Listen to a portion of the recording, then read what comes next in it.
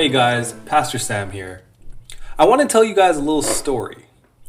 Growing up, my parents would always make me memorize certain Bible verses. Every time I would ask them why, they would tell me that I would understand when I'm older. Ugh. Have any of your parents ever told you that line before? I know, right? Annoying. Anyways, I would always prefer when the verses were short because it would be easier to remember. But one day my dad told me to memorize a whole chapter. I was shocked. He told me that it was a beautiful chapter and that I should always keep it in my heart no matter where I go. It was Psalms 91. So, reluctantly, I memorized it. I never understood why until just recently.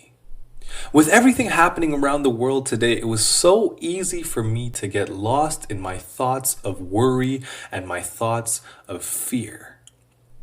But then I found myself remembering bits and pieces of the verses found in that chapter my dad told me to memorize many years ago. My favorite part is found in the last 3 verses in Psalms 91. It says, "Because he loves me, says the Lord, I will rescue him. I will protect him, for he acknowledges my name. He will call on me and I will answer him. I will be with him in trouble. I will deliver him and honor him and show him my salvation."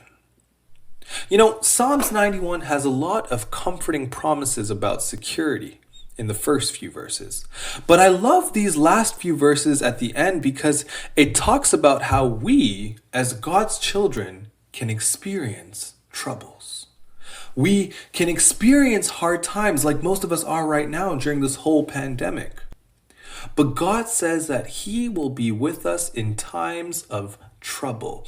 In a very reassuring tone, God assures us that He will be with us in our troubles to answer our prayers, to rescue, deliver, satisfy, and to show us salvation.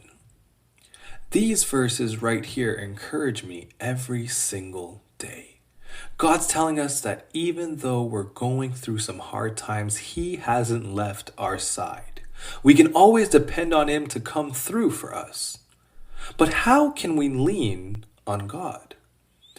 Well, we can only lean on someone we trust, right?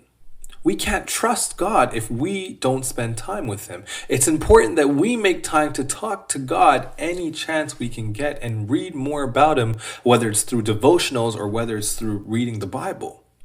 Once we do these things, we can develop a strong level of trust in Him and trust that He can carry us through this hard time that we're going through. So, I want to encourage all of you to build your trust in Jesus. Once you do that, you can find comfort in the fact that God will be a refuge to us all the time, especially in times of trouble. Wow. I guess all of those things parents tell you when you're a child actually does help you in the future.